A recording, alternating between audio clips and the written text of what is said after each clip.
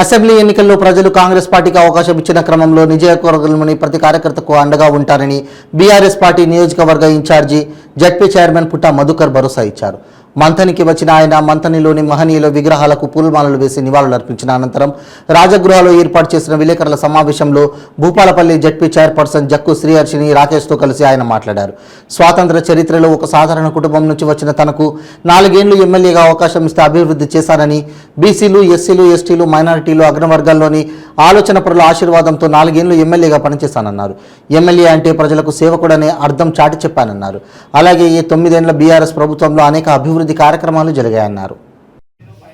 పత్రికా మిత్రులకు, BRS party కుటుంబ సభ్యులకు అందరికీ కూడా నమస్సుమాంజలు. మంథని నియోజకవర్గ స్వాతంత్ర చరిత్రలో ఒక మామూలు మధ్యతరగతి బీసీ బిడ్డకు ఈ నియోజకవర్గంలో ఉన్న అత్యధిక సంఖ్య ప్రజలు అవకాశం ఇస్తే బీసీలు, ఎస్సీలు, ఎస్టీలు, మైనార్టీలు, అగ్రవర్ణాలలో ఉన్న ఆలోచన పరులు అవకాశం ఇస్తే 4 సంవత్సరాల 3 నెలల ఎమ్మెల్యేగా, బీఆర్ఎస్ పార్టీ ప్రభుత్వంగా 10 సంవత్సరాలు తోచిన అభివృద్ధి. ఎమ్మెల్యే అంటే ఆకాశంలోంచి ఊడిపడడం, ఎమ్మెల్యే అంటే ప్రజల ఆశీస్సులతో సేవకుడు మాత్రమే అని ఈ 10 సంవత్సరాలుగా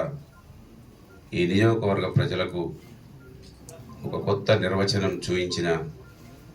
మొట్టమొదటి బీసీ సామాజిక వర్గ ప్రతినిధిగా ఇవాళ నన్ను చూసి ఎన్నికల సమయంలో ఓట్ల కోసం పరామర్శలు, అంతిమ సంస్కారాలలో శవాలు మోయడాన్ని నన్ను చూసి నేర్చుకున్న వాళ్ళకి వాళ్ళ చాలా సంతోషంగా, అంత గొప్ప కార్యక్రమాన్ని చూయించిన ఒక బిడ్డగా గర్వపడుతూ, ప్రజలు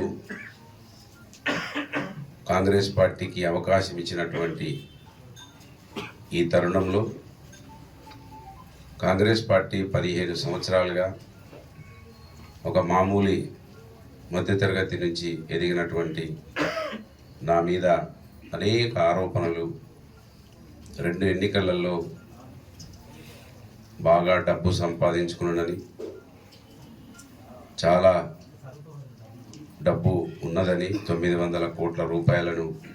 పదే పదే చెప్పినటువంటి కాంగ్రెస్ పార్టీ ఆ డబ్బును ప్రజలకు నా దగ్గర నుంచి తీసి ఇచ్చే కార్యక్రమాన్ని మొదటగా మొదలుపెట్టాలని,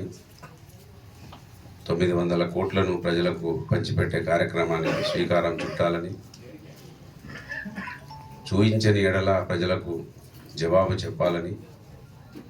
ఇంకా ఆరోపణలు అనేకం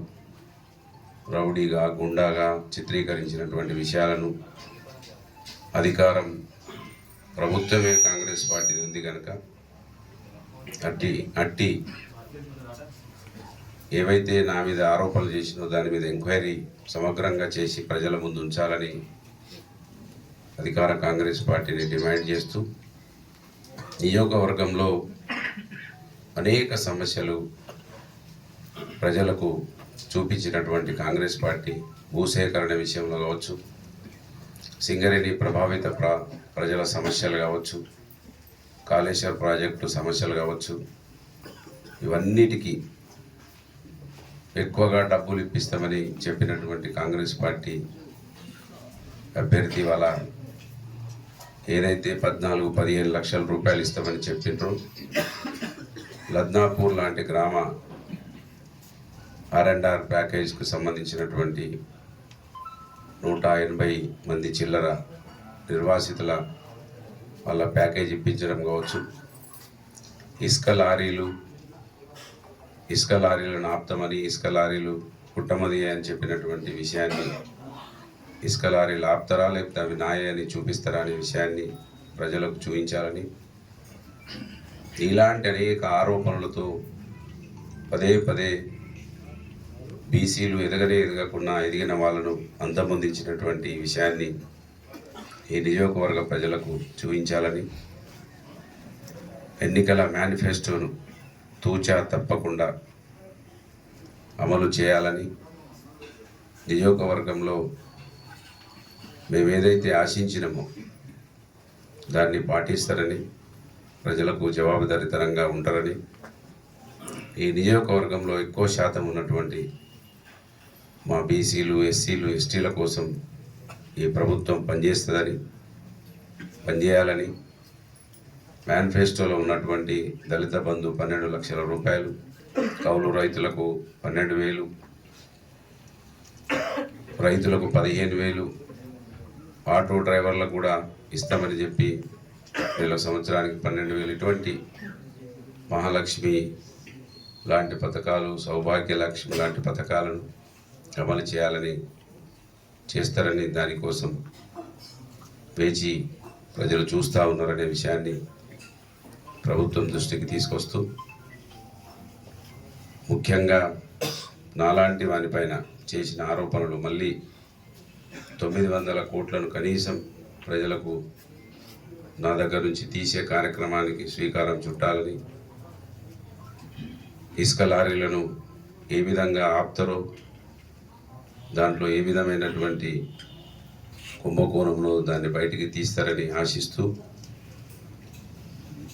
చాలా సంతోషంగా ఇవాళ 10 సంవత్సరాలు ఈ నియోజకవర్గ ప్రజల దీవెనలతో ప్రభుత్వంలో ఎమ్మెల్యేగా, నియోజకవర్గ ఇన్ఛార్జిగా, జిల్లా ప్రజా పరిషత్ అధ్యక్షుడిగా సేవ చేసే అవకాశం ఇచ్చినందుకు వారికి కృతజ్ఞతలు తెలియజేస్తూ, పార్టీ బలోపేతం, కార్యకర్తలకు అండగా గౌరవ ముఖ్యమంత్రికి, గౌరవ పార్టీ అధ్యక్షులు కేసీఆర్ గారు నేను ఏదైతే రాజీనామా చేయాలని ఆలోచన చేస్తే విరమించుకోవాలని వారు విజ్ఞప్తి చేసిన ధర్మిల దాన్ని కార్యకర్తల ఆకాంక్ష మేరకు, కార్యకర్తల విజ్ఞప్తి మేరకు కేసీఆర్ గారి దృష్టికి తీసుకెళ్తే వారు నన్ను పిలిచి ఏదైతే ఆపినారో అట్టి ఆపినటువంటి విషయాన్ని కార్యకర్తలు అనునిత్యం అండగా ఉండి పార్టీ బలోపేతానికి, ప్రజలకు, ప్రభుత్వానికి వారధిగా ప్రతిపక్ష పాత్రను పోషించి ప్రభుత్వం ఇచ్చినటువంటి హామీలను వాళ్ళు నెరవేర్చేందుకోసం మధ్యవర్తిగా ప్రతిపక్ష పాత్రను సమగ్రంగా పోషిస్తామని ప్రజలకు తెలియజేస్తూ, మరి ఇవాళ ఏదైతే బాధలో, ఇబ్బందులో ఉన్న కార్యకర్తలు ధైర్యంగా ఉండాలని, ఎన్నికల సమయంలో ఏదైతే చెప్పినామో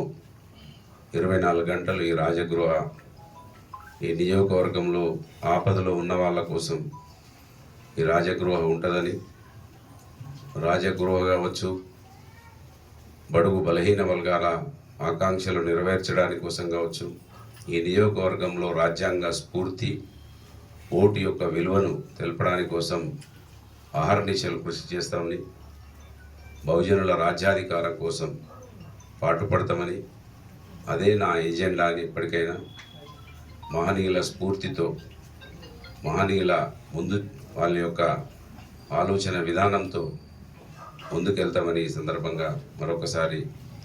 మా కార్యకర్తలకు, ప్రజలకు హామీ ఇస్తూ, ఇవాళ ఇక్కడికి విచ్చేసిన ప్రతి ఒక్కరికి హృదయపూర్వకంగా ధన్యవాదాలు. జై తెలంగాణ.